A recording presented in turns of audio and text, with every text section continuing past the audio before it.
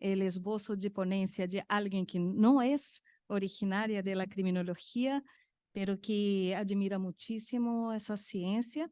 Siempre pido desculpas por el acento. En 10 minutos nos acostumbramos con él y todos hablamos portuñol juntos.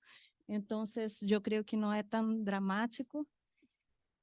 Mi propuesta es reflexionar un poco sobre ese proceso de criminalización de la inmigración en Chile a partir de lo que he visto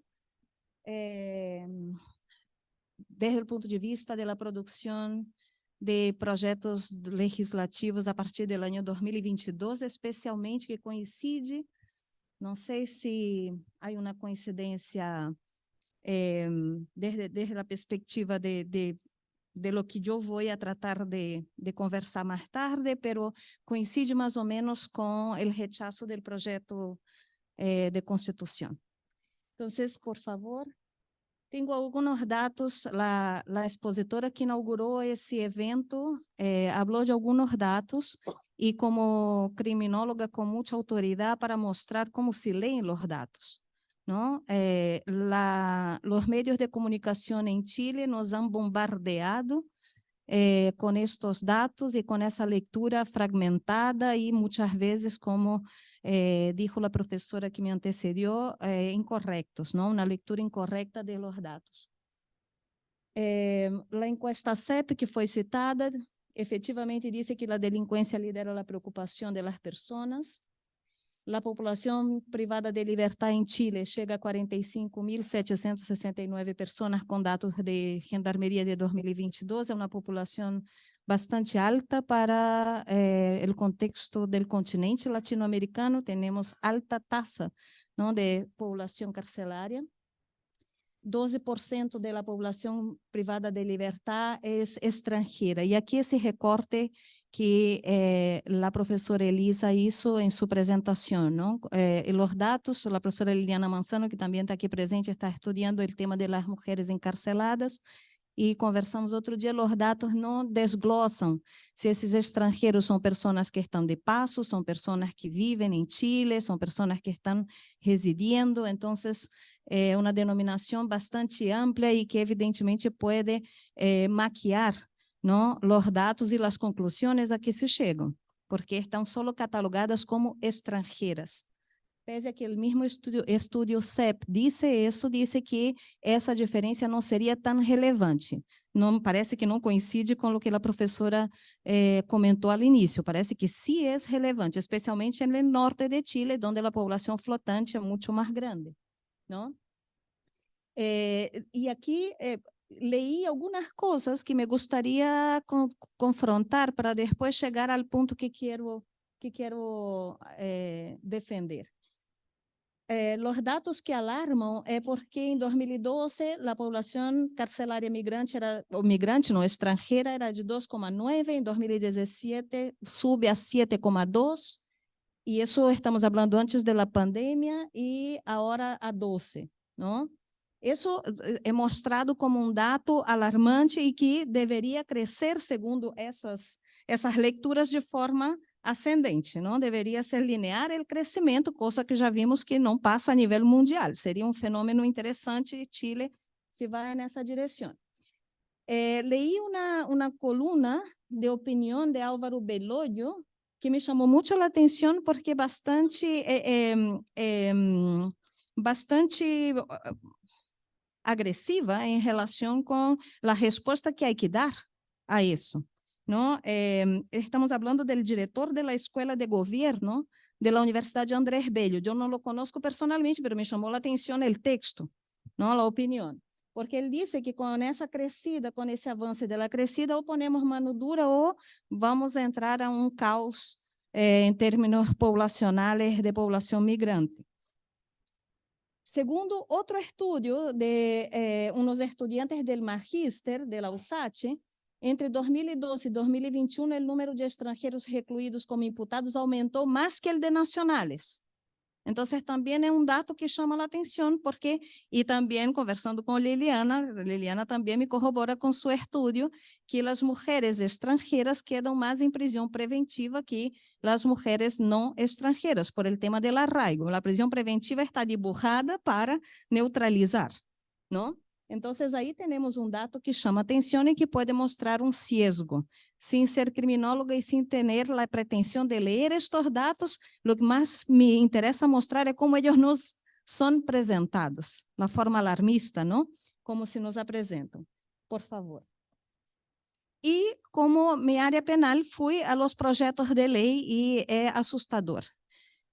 Mas si se ataca el tema migratorio desde la perspectiva del derecho administrativo, pero ¿por qué? Porque toda esa flexibilidad que da el proceso administrativo lo hace más permeable a modificaciones que al fin y al cabo también van a generar facilidades para expulsar a los extranjeros, ¿no?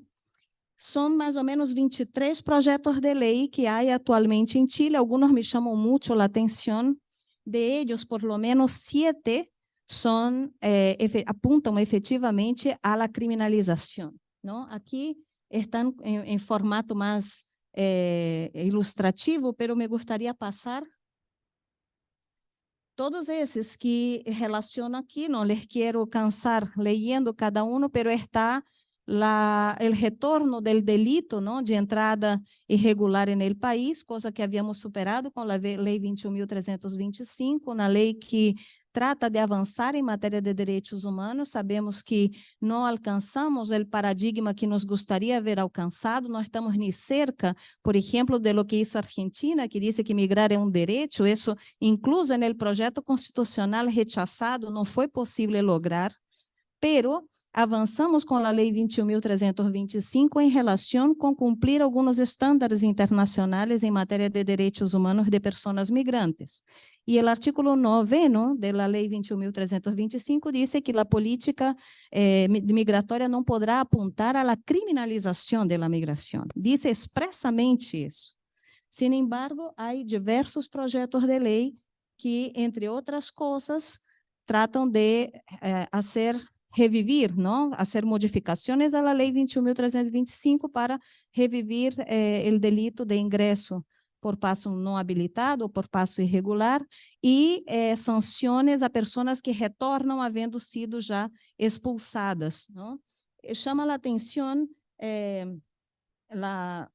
o uso instrumental do direito penal para contener el flujo migratório. E nós em Chile sabemos que tivemos período largo em que não se deu nenhuma atenção à política migratória em Chile. Não tivemos aumento desde 2006 do flujo migratório, incrementando-se em 2010. Isso coincidiu também com o terremoto em Haiti, primeiro, depois a crise política em Haiti, depois a crise política em Venezuela. Isso aumentou, isso generou aumento de fluxo migratório, sin embargo, não generou aumento de personal, de estrutura política e física para proceder à regularização dessas pessoas e à identificação. Agora, o que se quer é fazer a fuerza, ¿no? Las cosas ahora hay que hacer de forma emergencial. Y por eso el título de esa ponencia, que de un derecho penal emergencial muy previsible, como las cosas venían pasando desde el gobierno anterior. Sim, yo soy inmigrante, cheguei a Chile em 2010.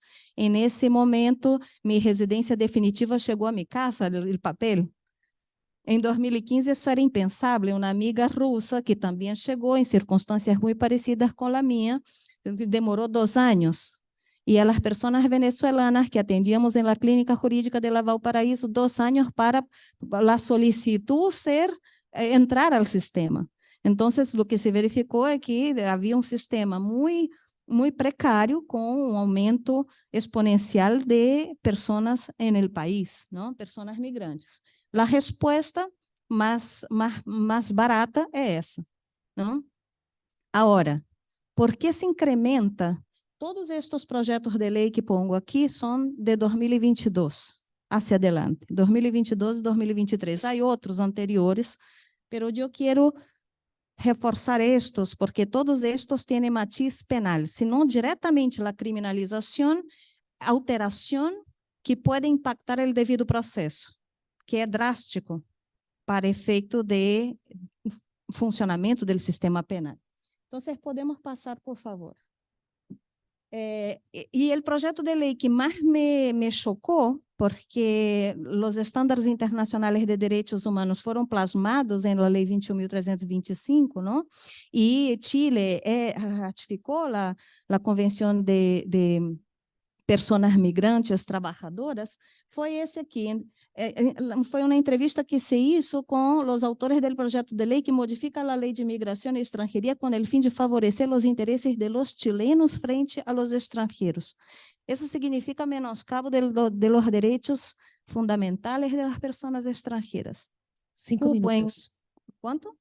5? Ya. Cupos en el colegio, cupos en los consultórios.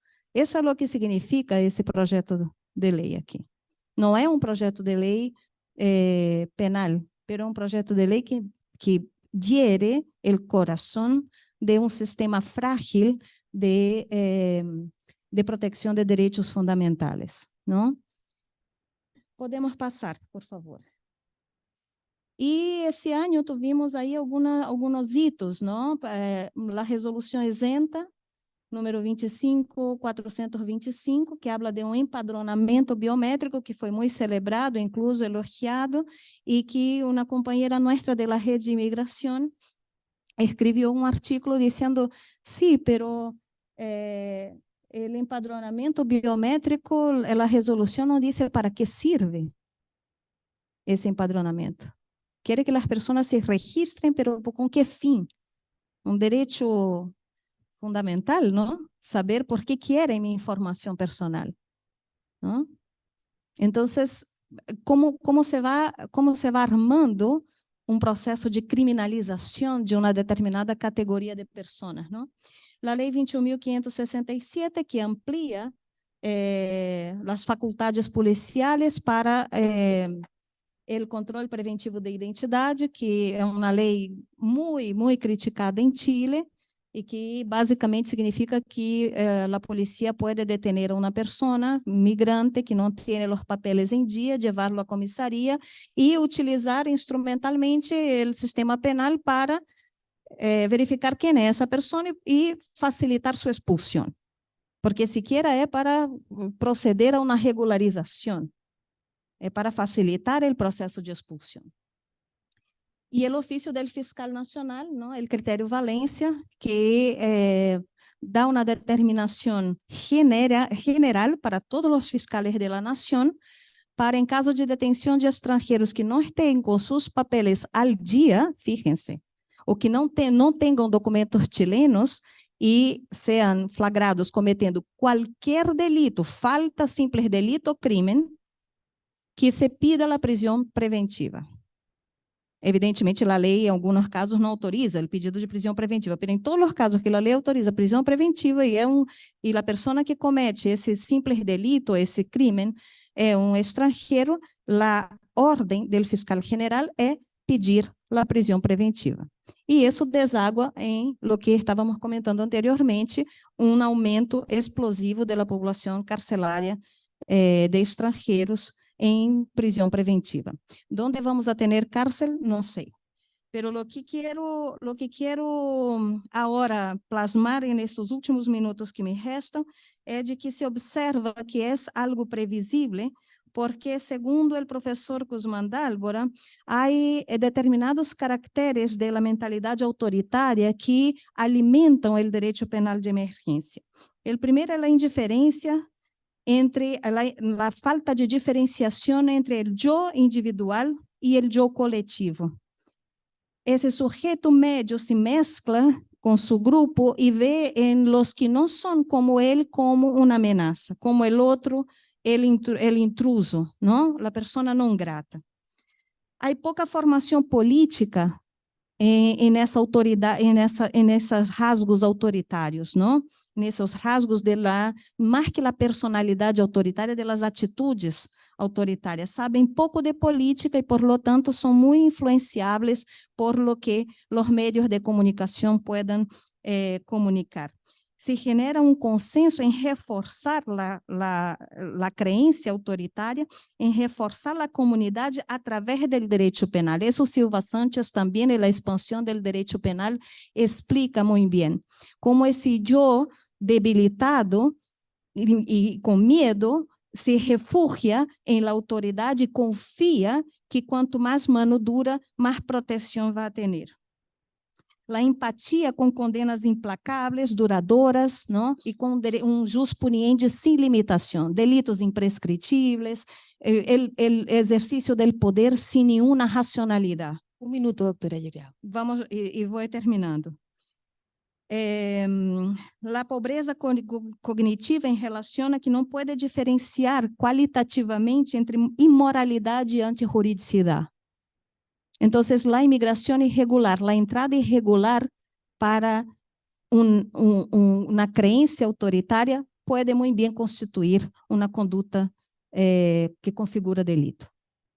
Não há essa capacidade de distinguir e graduar a gravidade das condutas, distinguir entre moral e direito.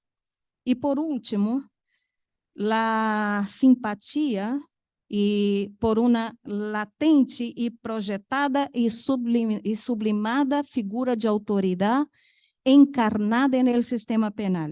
A condescendência com a autotutela. Nós acabamos de aprovar a lei Naim Retamal, ampliando a legítima defesa privilegiada, algo que só se viu no Estado Nacional Socialista em seus piores momentos.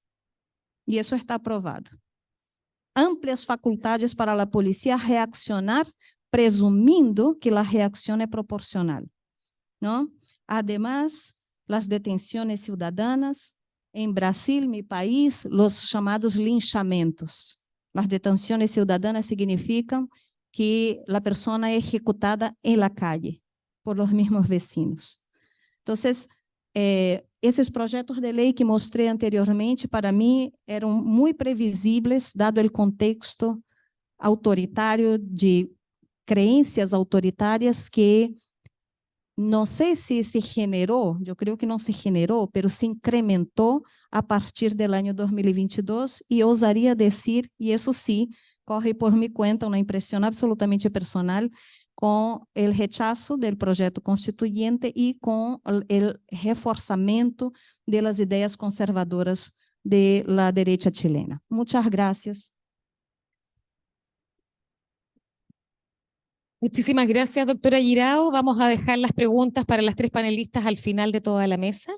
Y a continuación voy a dejar con ustedes a María José del Solar. Ella es abogada de la Universidad de Tarapacá, estudiante de magíster en Criminología y Gestión de la Seguridad Ciudadana. Se desempeña como asistente de investigación del Centro de Estudios en Seguridad Ciudadana en la Facultad de Gobierno de la Universidad de Chile. Bienvenida, María José. Todo suyo. Muchas gracias. ¿Se escucha?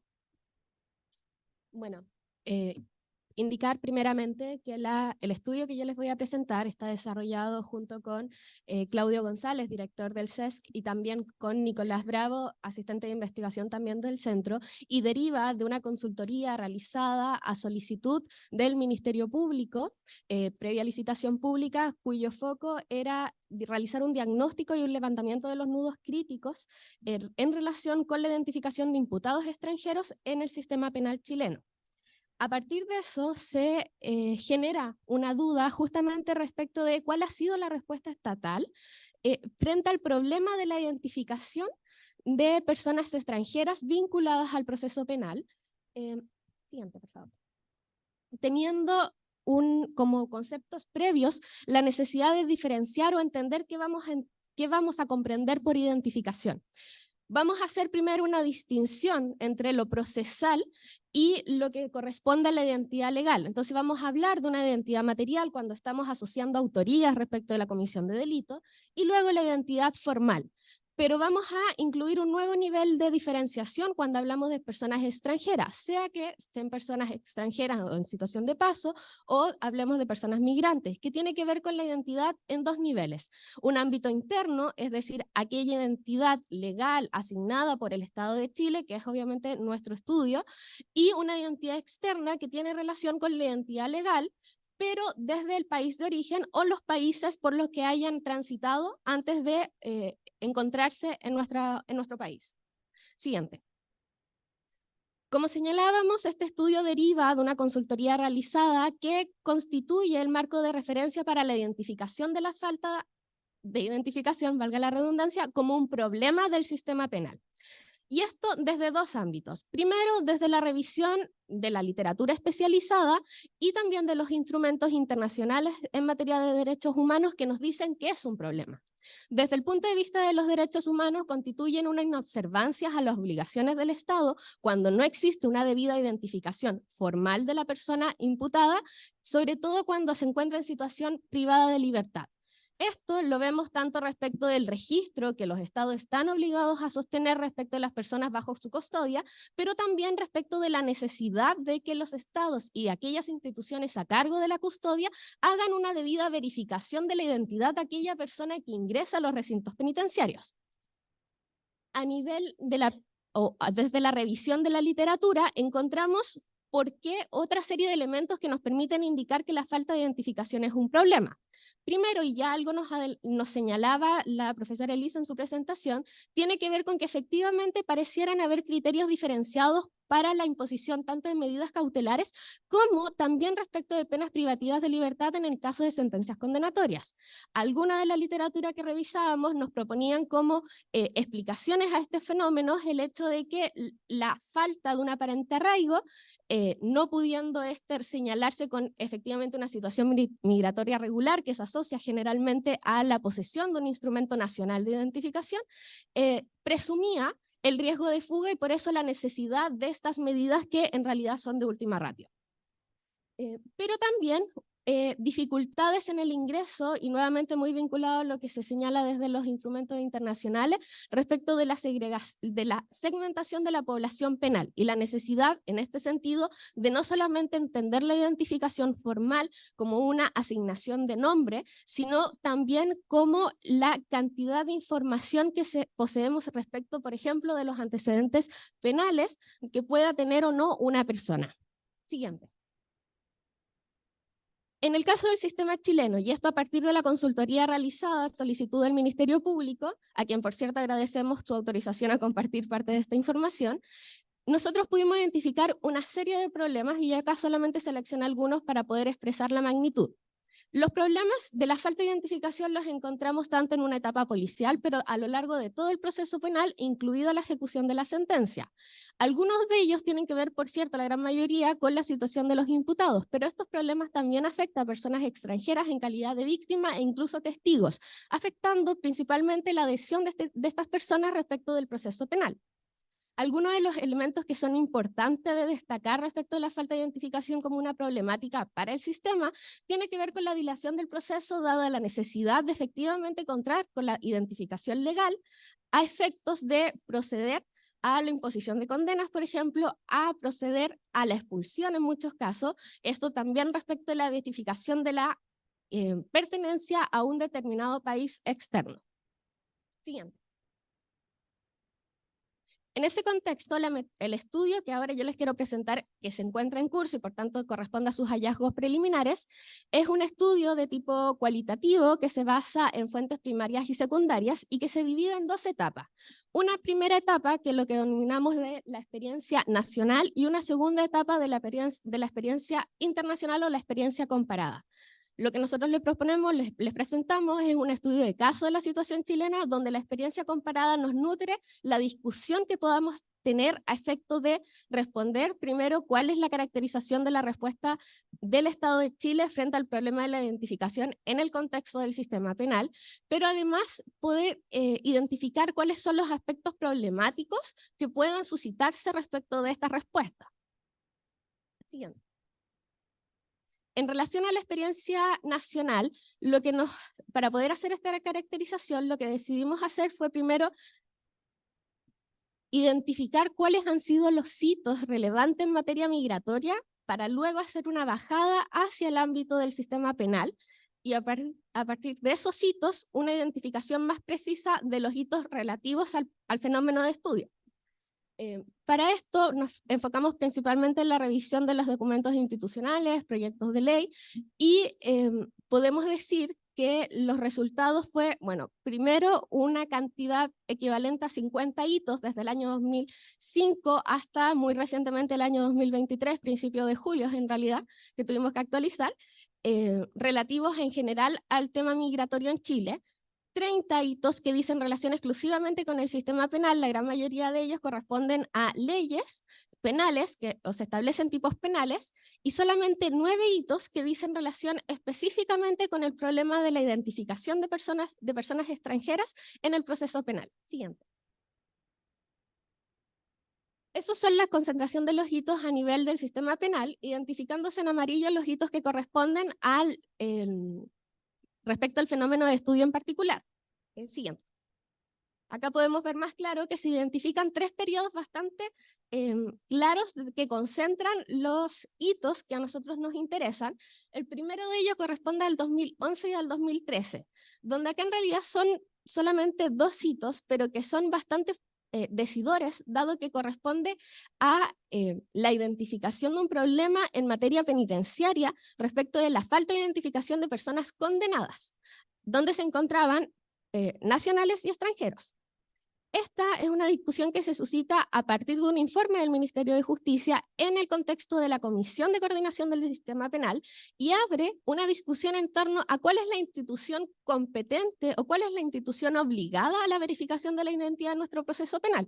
Discusión que en el marco de la reforma no se había dado y que es interesante dado que si comparamos con el sistema antiguo, el Código de Procedimiento Penal sí establecía una diligencia procesal relativa a la verificación de antecedentes a cargo, en un sistema inquisitivo, por supuesto, del Poder Judicial. 5 minutos. Avanzo mucho. Entonces, luego tenemos un periodo intermedio que no lo consideramos hitos porque corresponden a recomendaciones tanto del Poder Judicial como de la Defensoría. Y luego, más recientemente, los hitos que ya fueron, de hecho, comentados por la expositora y que se caracterizan por las políticas en materia tanto de contra el crimen organizado como en materia migratoria, y respecto de el criterio Valencia y fortalecer las competencias policiales para ejecutar control de tipo migratorio. Siguiente. Básicamente, esta respuesta se ha caracterizado por el uso de un rol de identificación, por la privación de libertad funcional a esta diligencia de carácter administrativo y el uso de datos biométricos, donde no se ha pronunciado, algo que ya señalaba el expositor anterior. ¿Qué pasa con las discusiones sobre el derecho a la intimidad respecto del uso de esos datos? ¿Qué sucede con el reconocimiento de la verificación de identidad como una diligencia propia del proceso penal? Y finalmente la institucionalidad respecto a las bases de datos, considerando que esta es una competencia que es privativa del registro civil y que sin embargo pareciera ampliarse a otras instituciones sin que haya un cuestionamiento sobre si la normativa en la materia se ha adecuado a esas nuevas necesidades y por supuesto a cuáles son las exigencias en materia del derecho a la intimidad de las personas. Pero más aún, parte de la respuesta tiene que ver con que no miramos a la identidad externa. ¿Qué sabemos entonces de la identidad de las personas imputadas que se ha señalado, sobre todo por Gendarmería recientemente, como una necesidad para poder corroborar la identidad de esa persona en sus países de orígenes o los países donde haya habitado previo a la llegada a Chile? Siguiente. Bueno, en la experiencia comparada, acá por medio de la revisión documental y entrevistas a especialistas de los países que nos interesa conocer, podemos identificar que las medidas que se han adoptado son bastante similares a las que Chile en este último periodo sobre todo ha ido adoptando, sobre todo la asignación de un rol provisorio o en algunos casos definitivos, como el caso de España, el caso del uso de registros biométricos y acceso a bases de datos. Pero hay una característica bastante particular que la encontramos tanto en Perú, Colombia y España, que tiene que ver con el reconocimiento de la verificación como una diligencia del proceso penal cuando cabe duda justamente respecto de la identidad formal de la persona imputada. Siguiente.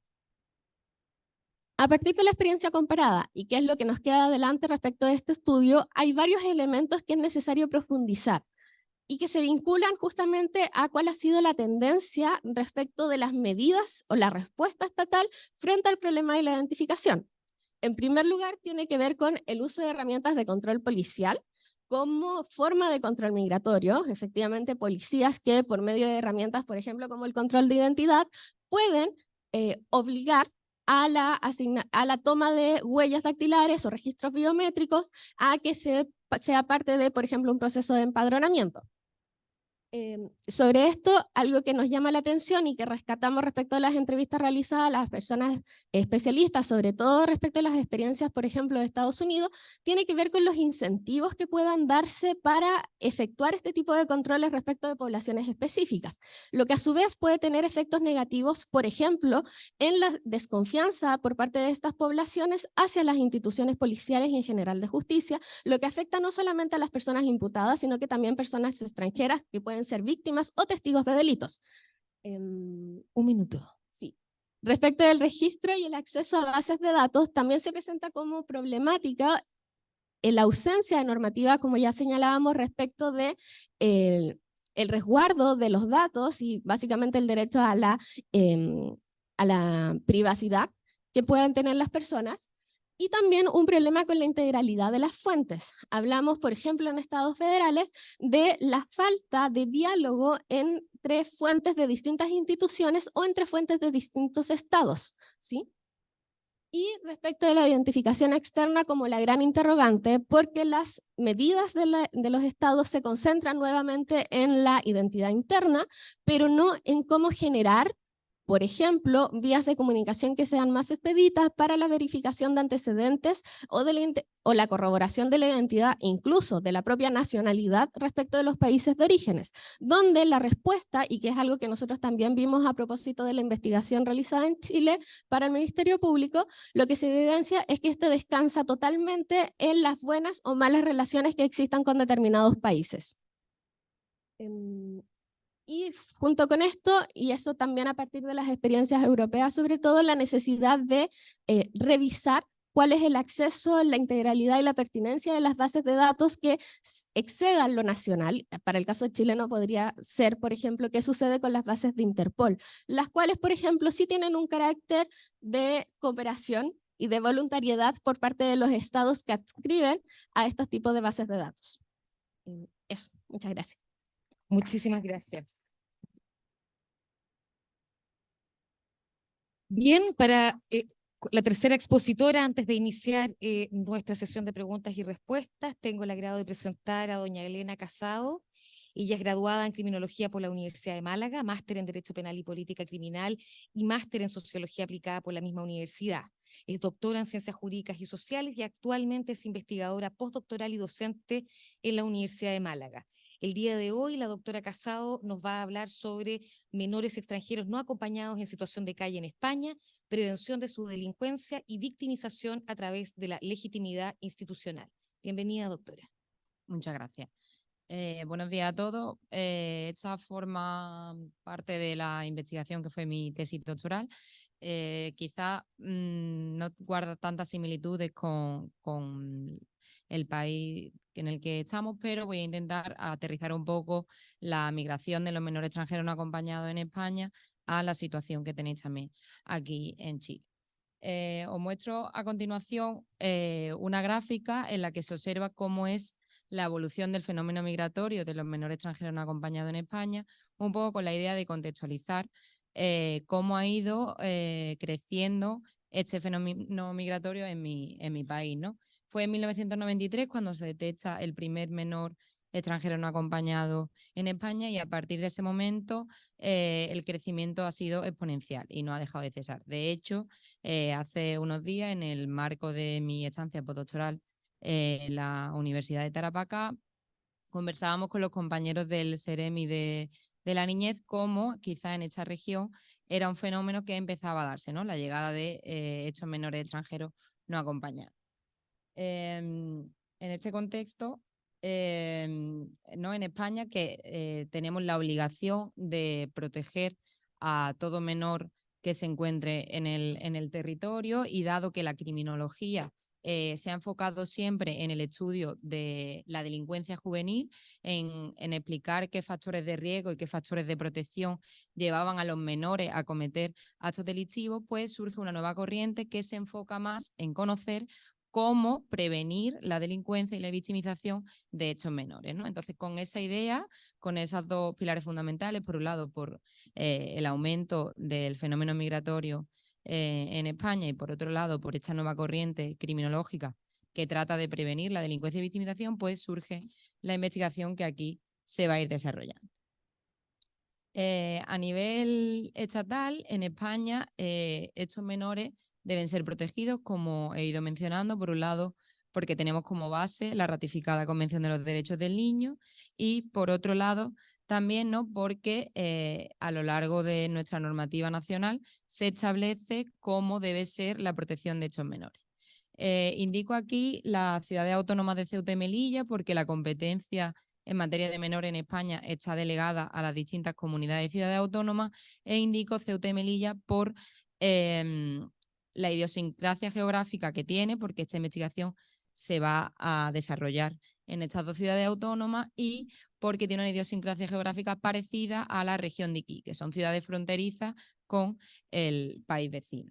Además, indico pues las diferentes fuerzas de cuerpo de seguridad del Estado que tenemos en España, que no todas de manera directa tienen competencias en materia de menores, pero que sí de manera indirecta, como vamos a ir viendo, tienen un contacto con estos menores extranjeros no acompañados. De hecho, es la Policía Nacional la única que tiene competencias directas a la hora de realizar el registro MENA. Cualquier menor extranjero no acompañado que sea localizado en España debe estar inscrito en lo que se conoce como el RMENA. Sin embargo, la Policía Local y la Guardia Civil también generan un cierto contacto con estos menores. La Policía Local porque tiene competencias en materia de protección y seguridad ciudadana, y estos menores, al estar en situación de calle, pues se genera un contacto con ellos. Y la Guardia Civil porque tiene competencia en la guarda de puertos, aeropuertos y zonas portuarias, ¿no? Y estos menores, concretamente los de Ceuta y Melilla, que son los que yo voy a ir hablando, frecuentan las zonas del puerto, ¿no? Acceden a esas zonas bien porque cruzan los puestos fronterizos, o bien porque acceden a las zonas del puerto de Ceuta y Melilla con la intención de llegar a la península.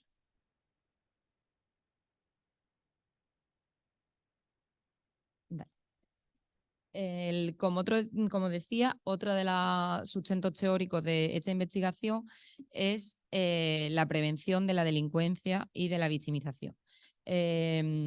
Bottoms trató de agrupar 4 grandes mecanismos que explicaran por qué las personas se muestran conformes con las normas y obedecen las decisiones institucionales. Dentro de estos 4 grandes mecanismos nos vamos a quedar con la última, con la perspectiva normativa, porque habla de cómo la confianza o legitimidad que se tiene hacia una institución va a conseguir esa conformidad, va a conseguir esa obediencia normativa y, por tanto, prevenir la delincuencia. La literatura académica ha venido demostrando que el elemento que mejor explica o predice esa confianza o legitimidad es lo que se ha venido denominando como justicia procedimental o calidad en el procedimiento. Se considera que una institución, cuando actúa con calidad en el procedimiento, concepto que normalmente ha sido operacionalizado a través de estos elementos, el de neutralidad, confiabilidad, respeto y participación, las personas van a mostrarse conformes a la institución y a su obediencia porque la van a legitimar. Es decir, si yo considero que una institución me trata con respeto, me siento escuchada por ella, me trata de manera neutral que a otros ciudadanos, yo voy a confiar en ella, la voy a legitimar y, por tanto, me voy a mostrar más conforme a sus decisiones y voy a obedecerla más. Bien, pues en este contexto surgía mi ya defendida tesis doctoral, que se encuadra en las ciudades autónomas, como he venido comentando, de Ceuta y Melilla. En el caso de Ceuta, surge en el contexto de lo que denominamos programa PREMECE, que es un programa de intervención e investigación dirigida por la profesora García España y puesto en marcha por el área de menores de esa ciudad, con la idea de prevenir la delincuencia y proteger a estos menores que se encontraban en situación de calle en la ciudad autónoma de Ceuta, y en el caso de Melilla, pues la investigación surge en el contexto de una estancia de investigación que realicé en esa ciudad. La metodología ha sido mixta, diseñé un cuestionario estructurado y además me basé de la observación participante y de la metodología cualitativa para enriquecer la información que voy a ir aportando. En cuanto a los resultados de investigación, podemos mostrar, en primer lugar, cómo el perfil de los menores, tanto de Ceuta como Melilla, eran todos chicos de sexo masculino, todos procedían de Marruecos y tenían entre 12 a 17 años. La mayoría de ellos se encontraban entre 16 y 17 años, es decir, también esto viene explicado porque están más cerca de cumplir la mayoría de edad y no querían permanecer en el centro de protección. Por eso estos menores buscaban estar en situación de calle con la idea de cruzar a la península y poder regularizar su situación administrativa. Contaban con un bajo nivel educativo y la mayoría llevaban entre 1 y 3 meses en situación de calle. Sin embargo, también nos encontrábamos menores que llevaban más de un año en situación de calle. Todos ellos habían pasado al menos unos días en el centro, o bien en la Esperanza de Ceuta, o bien en la Purísima de Melilla. Sin embargo, nos encontramos con menores que, a pesar de haber tenido un contacto con alguna de las instituciones policiales, no estaban reseñados en el RMENA. Es decir, las competencias policiales, como decía anteriormente, tienen el deber de proteger a los menores extranjeros no acompañados, y cualquier institución policial que identifique a un menor debe darle traslado a la Brigada de Extranjería de la Policía Nacional para su registro en el RMENA. Sin embargo, nos encontramos con menores, tanto en Ceuta como en Melilla, que habían tenido alguna experiencia directa con alguna de las instituciones policiales, pero eran menores que no estaban reseñados. Esto los hace sujetos especialmente vulnerables porque en el caso de que estos menores desaparezcan, caigan en alguna red de explotación sexual o criminal, son menores que no son detectables, puesto que no están registrados en ningún lugar. También en el cuestionario le preguntaba sobre, sobre delincuencia y victimización autodeclarada, y estos menores comentaban que las agresiones físicas y verbales eran los delitos que más cometían. Gracias a la observación participante se pudo conocer que sobre todo estas agresiones se producían entre el grupo de iguales, se producían entre ellos fruto de, pues del consumo de pegamento sobre todo, y de las situaciones de vulnerabilidad en las que se encontraban en la calle. Como victimización autodeclarada, decían que recibían sobre todo insultos racistas y agresiones físicas, y entre los victimarios habituales mencionaban a la Guardia Civil y personas autóctonas. Tanto en Ceuta como en Melilla se dio la situación de que se crearon grupos de personas que residían en las ciudades y que bajaban a las zonas del puerto de ambas ciudades para intimidar, ¿no?, a estos menores. 5 minutos.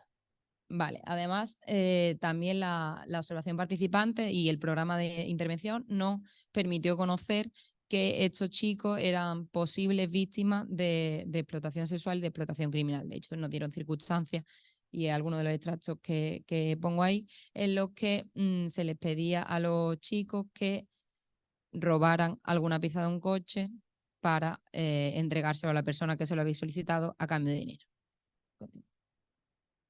Aquí simplemente muestro a modo de ejemplo un índice que se creó con todas las variables utilizadas para medir la confianza o legitimidad institucional, y en el que se muestra que en todas las instituciones tienen una baja legitimidad o confianza, ¿no? Para que se considerara alta tendría que ser a partir del 2,5. Sin embargo, la Policía Nacional y la local son las instituciones españolas mejor valoradas. Ahí pongo un extracto de Diario de Campo, pero como no tengo mucho tiempo. Vale, y aquí también tengo una ficha de diagnóstico en la que simplemente un menor comenta, ¿no?, cómo residía o se encontraba en situación de calle por las circunstancias que tenían en los centros de protección. El Centro de Protección de la Esperanza, por ejemplo, de Ceuta, es un centro para 70 menores, sin embargo, tenía residiendo en ese momento entre 300 y 400 menores, más los 50 o 60 niños que se encontraban en situación de calle. Entonces también lo comentábamos esta semana en las jornadas con el Seremi, un poco de que se han creado recursos de manera de emergencia y no respondiendo al fenómeno migratorio que se estaba produciendo en España. Aquí simplemente muestro a modo de resumen los distintos elementos utilizados para medir la confianza, como en todas las instituciones los menores consideraban que no eran tratados con neutralidad, igual que a un menor o a un adulto español, y que la Guardia Civil, la Policía Marroquí y el Centro de Protección eran valorados negativamente por los menores en todos los elementos de justicia procedimental. Igual, aquí traigo un extracto de Diario de Campo, un poco confirmando esas circunstancias en el caso de la Guardia Civil. Sí. Y ya finalmente, aquí realicé un análisis bivariado en el que relaciono los distintos índices de legitimidad de las instituciones con las variables utilizadas para medir la obediencia y la cooperación. Las correlaciones muestran cómo la legitimidad o confianza se correlaciona en todos los casos con el grado de acuerdo con cooperar con la institución, de manera que aquellos menores que sí legitimaban y sí confiaban en las instituciones eran aquellos que se mostraban dispuestos a cooperar con la institución, y cómo en el caso de el deber de obedecer, el caso de sentir que deben conformarse con las normas y con las decisiones de las instituciones, también se relacionaba con estos índices de legitimidad. Por tanto, y simplemente por concluir, decir que si los menores que se encuentran en situación de calle, que son sujetos especialmente vulnerables, sintieran que son tratados por las instituciones encargadas de su protección conforme a los elementos de justicia procedimental, consideraran que son tratados con neutralidad, con respeto, se sintieran escuchados, van a confiar más en estas instituciones, las van a legitimar y por tanto van a obedecer más y se van a mostrar más conformes con las decisiones. Y considero, ¿no?, que de esta manera se podría prevenir la delincuencia quizá de estos menores. Muchas gracias.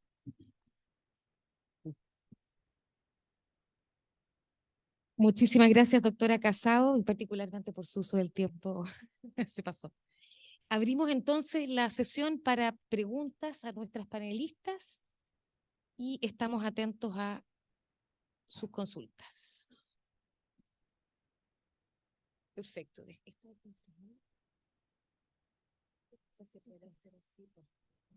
Sí, yo creo que si puedes hacer tu pregunta alzando la voz, muy amable.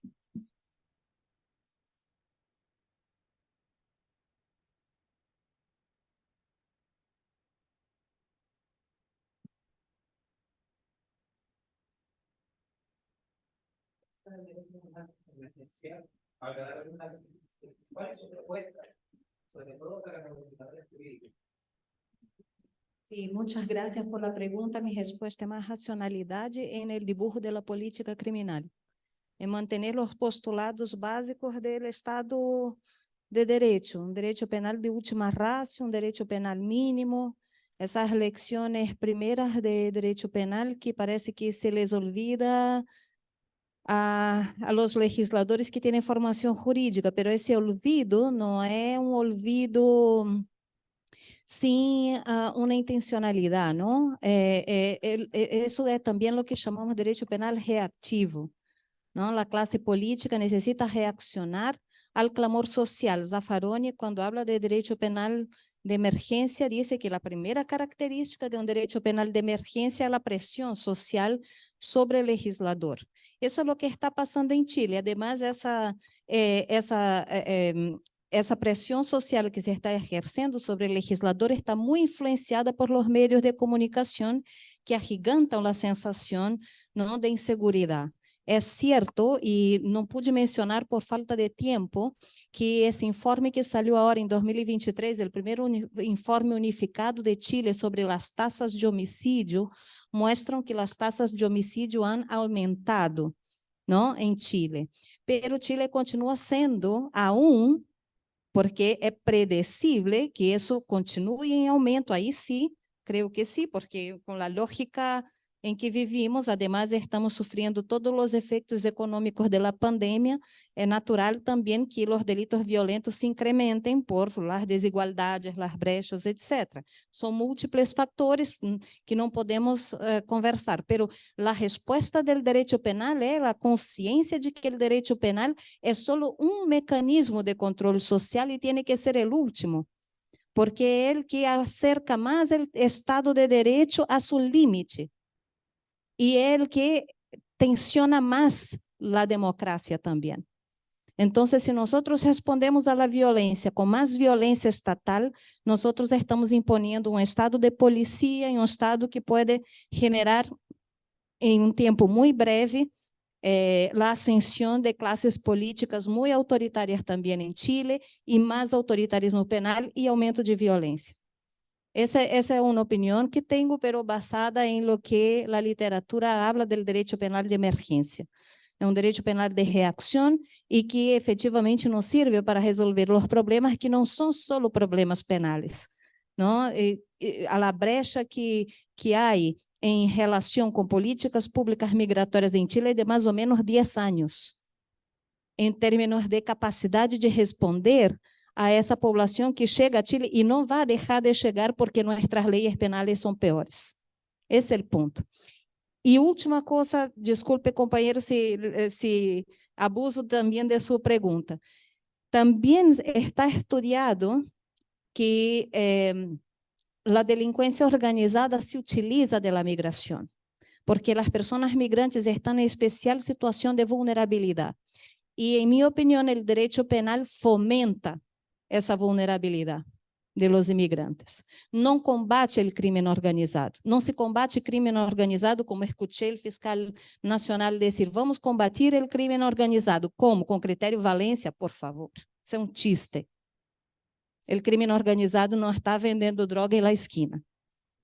Então, isso é o que se me ocorre em relação com a resposta. Creio que a violência mais racionalidade.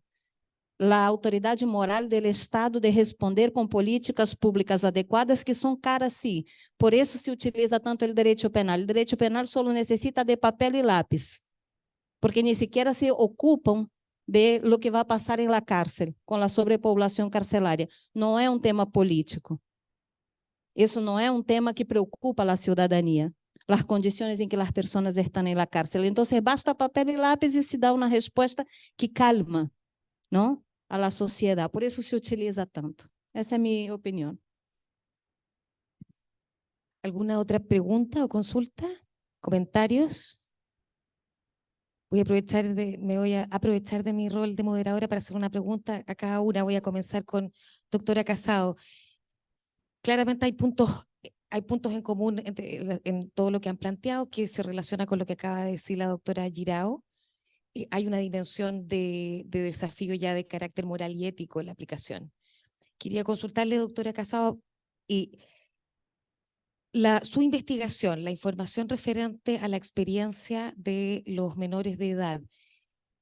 ¿Qué ocurre cuando esta información y esa experiencia es expuesta a los operadores policiales o a los operadores de justicia? Le consulto de qué manera esos contenidos, y también aprovecho de consultarle a María José del Solar, han intentado, digamos, ¿qué se ha intentado con esta información para efectos de poder exponerla al aparato público y poder trabajar desde ahí? Bueno, es una pregunta difícil porque no siempre es bien recibida, ¿no? por el otro sector. Nuestra experiencia, por ejemplo, en el caso de Ceuta, que es un poco el que he comentado, que tenemos un programa de intervención con chicos, o que tuvimos un programa de intervención con chicos en calle, pues bueno, no todas las fuerzas de cuerpo de seguridad del Estado o del sistema de protección estaban igual de receptivos, ¿no? Pero bueno, siempre hay gente dentro del funcionario público que está más dispuesto quizás a escuchar y de hecho el programa PREMECE surge por parte del área de menores porque es consciente de que hay niños que se le están escapando del centro de protección y que son su deber y que tienen que hacer algo, ¿no? Y con la policía local también trabajamos arduamente y le contamos un poco cuál es la idea de esta legitimidad o esta confianza e intentamos con ellos hacer muchos talleres de sensibilización, talleres entre los niños y la policía para crear un poco esa policía de proximidad, lo que en criminología no se conoce como policía de proximidad, policía comunitaria, con la idea de generar ese mayor acercamiento, ¿no? Y la verdad que eso tuvo bastante fruto en ese sentido, pero claro, para ello también es necesaria la voluntad individual, ¿no? de cada persona. Sí, Bueno, en el caso del tema en particular que estábamos revisando, yo creo que acá hay un problema que tiene mucho que ver con lo que señalaba Fabiola, y que se refleja, por ejemplo, en cómo el criterio Valencia, que desde un punto jurídico pudo haber tenido muchos detractores y desde un principio, de hecho, se levantaron muchas objeciones, no solamente desde el punto de vista de su finalidad, sino incluso de su aplicabilidad. Pero aún así, uno hoy día revisa cuáles son los proyectos de ley en la materia y son dos proyectos que lo que vienen a hacer es a darle carácter legal a dicho criterio. Creo, a mi parecer, los tomadores de decisiones están conscientes del problema, sí, pero en la medida de, a un nivel discursivo y no realmente de un análisis más profundo de lo que significa el fenómeno o lo que significa realmente la identificación, que además pensemos que la identificación de personas en el contexto de un proceso penal no es una cosa privativa de la migración. Es una situación que de hecho debería regularse como un elemento, una diligencia para la verificación, porque constituye una necesidad básica saber a qué personas estás imponiendo una medida judicial de cualquier naturaleza. Con mayor razón, lo que significa esto en el marco del sistema penal. Y esa discusión no se da, y por eso nos concentramos en medidas que son propias del control migratorio y no son propias del proceso penal, como el uso de o los registros de huellas dactilares para la asignación de un RUM provisorio, que pueden tener un sentido desde el ámbito de la migración, pero que no necesariamente tienen un sentido procesal, que no necesariamente se hacen cargo en la totalidad de la dimensión. Yo comentaba que Gendarmería muy recientemente, en el año 2022, por medio de su participación en el informe del del Observatorio contra el Narcotráfico del Ministerio Público, señalaba la necesidad de avanzar ya no solo en la identidad interna que señalábamos, sino que en la identidad externa, porque afectaba el trabajo que ellos podían hacer respecto de un correcto tratamiento penitenciario de las personas extranjeras que ingresaban. Eso no se ha tocado en la discusión que hoy día nosotros tenemos. Cuando uno revisa Criterio Valencia, cuando uno revisa las propuestas de ley, que es dos propuestas de ley específicas que están en el Congreso respecto a medidas cautelares, esos son elementos de la discusión que todavía no avanzan, y lo que no avanzan tampoco es, por ejemplo, desarchivar una propuesta de ley del año 2007 para establecer la diligencia de verificación de la identidad. Entonces yo creo que realmente acá es un fenómeno donde los tomadores de decisión están haciendo una interpretación más bien desde el punto de vista del beneficio político, más que un análisis del fenómeno, y quizás yo creo que ahí es el gran desafío de quienes efectuamos investigaciones en la materia, de buscar las estrategias para visibilizar la evidencia que podamos ir encontrando y proponer la necesidad de que estos discursos sean mucho más amplios que la sola respuesta punitiva.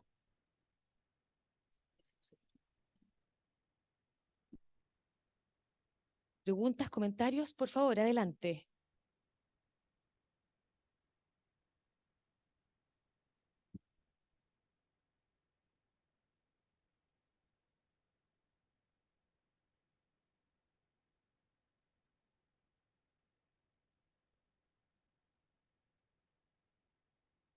Aclararle también a las personas a lo mejor que no saben que los criterios, los instructivos que se desarrollan en Fiscalía son instructivos internos administrativos de orientación de funcionamiento respecto a diferentes tipos de delitos. Tenemos instructivos en materias de niños, niñas y adolescentes, toma de entrevistas en niños de delitos sexuales, tenemos formas de actuación que nos orientan en los casos de violencia intrafamiliar, y por ejemplo ahí un poco comparando, en los casos de violencia intrafamiliar los fiscales se encuentran obligados a solicitar, por ejemplo, medidas cautelares que resguarden a la víctima en caso que el riesgo sea determinado como alto, ¿ya? Lo que haga el fiscal en su trabajo no significa que eso se vaya a efectivamente a aceptar o a entregar respecto de lo jurídico. Hay que pasar por el criterio del juez de garantía, por ejemplo, en relación a las medidas cautelares, que tal como dice su nombre, el juez de garantía está para cuidar que se respete el debido proceso, que estas cautelares no vayan a afectar más allá de lo justo, necesario y detenido en el tiempo los derechos del imputado por sobre los derechos de la víctima, pero tenemos una víctima que proteger. Entonces, en ese caso, los instructivos es un documento interno, no es una ley, y es una orientación de funcionamiento que dice ayer una cosa, que se recoge de la práctica a otra y que se puede modificar. Entonces, no es ley, no se puede comparar con los proyectos de ley, es una instrucción, como digo, interna de funcionamiento, y así como tiene solicitud de cautelares o de medidas de la última ratio, las tiene para este tipo de delito y para otro tipo de delito, para muchos tipos de delitos. Y que no quiero que quede esa sensación como que lo que dice el fiscal actual, Valencia, porque podría haber sido Piedrabuena, cualquier otro, es ley, es criterio de funcionamiento interno. Y eso se puede ir modificando en la medida que se nos retribuye desde la práctica, desde los estudios que realizan las diferentes universidades, porque la verdad que la Fiscalía es el instrumento estatal, que no es Poder Judicial, todavía nos confunde alguna gente, no es Poder Judicial, está para investigar los hechos constitutivos de delito. Ese es nuestro deber principal, y dar orientación y protección a las víctimas de delito. Entonces, todo lo que sea interno, como una orientación que se podría recibir alguien de impuesto interno, de diferentes organismos públicos, es eso, una orientación de funcionamiento a nivel interno. Muchísimas gracias. Voy a darle el derecho a réplica a las panelistas a partir de sus comentarios. Muy amable. Vou solo referir-me a um detalhe. Em nenhum momento quisimos dar a entender que se trata de uma lei, porque estamos entre pessoas que, como manejam o sistema jurídico, sabemos todos que uma resolução interna é para efeito do actuar da Fiscalia. Ela questiona que a prisão preventiva deveria ser a medida cautelar excepcionalíssima, não? E existem critérios legais para ela. Então, promover um critério discriminatório para solicitar a prisão preventiva, e aí, em relação com essa população migrante, não há nem sequer nenhuma diferença em relação com o delito que se cometeu, quem é a pessoa que cometeu, se é menor, se é maior, e isso foi fruto de crítica dentro da mesma Fiscalia. Isso é o que se questiona, não? O que se questiona, e estou muito de acordo com o que você disse, o fiscal nacional momentaneamente é este, poderia haver sido qualquer outro, pero incluso recebeu um nome, não, por parte dos meios de comunicação, e o fiscal foi bastante aplaudido por essa medida. E isso sim tem impacto, porque ele mesmo disse, ojalá isso se haga lei. Isso escutei em uma entrevista. E a Carolina Antoá, a ministra do Interior, disse, ojalá isso se haga lei. E assim, nossa colega acaba de dizer, sim, isso se vai plasmar em lei, se é que se aprovam dos projetos legislativos nesse sentido. Então, o que se quer analisar aqui é um conjunto de medidas que apontam a o que a Corte Interamericana chama de racial profile, não? Uma discriminação arbitrária contra uma minoria ou uma população específica. Essa era a ideia de base.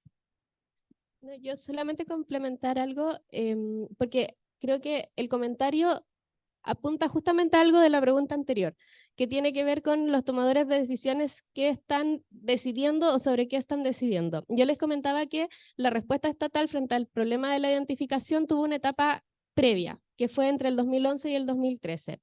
Esa etapa previa fue discusiones en el contexto de la Comisión Nacional de Coordinación del Sistema Penal, donde participa la Corte Suprema, donde participa el Ministerio Público, la Defensoría Penal Pública y otra serie de instituciones relevantes, todas representadas por sus máximas autoridades. La discusión, año 2011, era ¿qué institución es responsable de la identificación? La respuesta inmediata desde el Poder Judicial, los jueces no. En ese momento, entonces, se pasó la batuta al Ministerio Público. El Ministerio Público dijo, ¿nosotros qué vamos a hacer? Hacer uso de nuestra herramienta interna, que es justamente las instrucciones generales, para que por medio de eso, dentro de las primeras diligencias, efectivamente se instruyera a policías de que solicitaran o hicieran diligencias vinculadas a la verificación de la identidad. Pero arreglan seguido, dice inmediatamente, pero que se deje al Ministerio Público fuera de las discusiones relativas a la identificación de personas en el contexto del sistema penal, porque no es la institución responsable, y que la identificación de personas es responsabilidad de las policías. Año 2011. El tema no fue zanjado. Y era un problema no migratorio, porque lo que el informe señalaba era un problema en la identificación de personas condenadas privadas de libertad, tanto nacionales como extranjeras. 10 años después, en un contexto bastante particular en términos de lo que significa la migración, de los discursos respecto a lo que significa el crimen organizado y los desafíos que enfrenta el sistema penal frente a este tipo también de criminalidad, que nuevamente tenemos hoy día esa discusión sobre un aspecto que es procesal, no es migratorio, es un aspecto procesal. ¿Quién decide? Y ahí obviamente las instituciones que hacen un uso de sus herramientas internas, donde en el caso de la Fiscalía tiene un impacto muy particular. De hecho, si miramos las recomendaciones del Poder Judicial respecto a conducción de primeras audiencias en el sistema penal, o si miramos el Manual de Defensa de Personas Migrantes y Extranjeras de la Defensoría Penal Pública, que también señalan brevemente algunos elementos respecto a la necesidad de verificar la identidad de las personas imputadas, no tuvieron este impacto. Pero lo que se denomina por la prensa, porque efectivamente no es su nombre, como criterio de valencia, sí ha tenido un impacto no solamente, o quizás no hemos analizado cuál ha sido su impacto respecto del sistema de justicia, pero sí ha tenido un impacto a nivel de la toma de las decisiones en materia de justicia penal y más aún en materia migratoria. Bien, esta apasionante conversación vamos a tener que detenernos acá porque ya debemos dar inicio a nuestro siguiente mesa de presentaciones. Les agradecemos muchísimo, démosles un gran aplauso a las panelistas. Gracias por sus preguntas.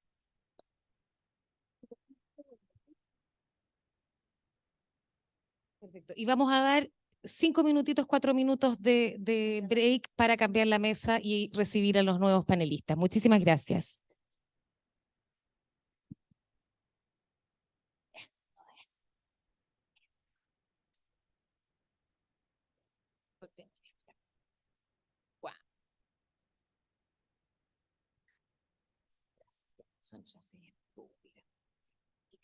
Me encantó eso que dijiste. Oye, estamos acá en un congreso que viene el otro. No, por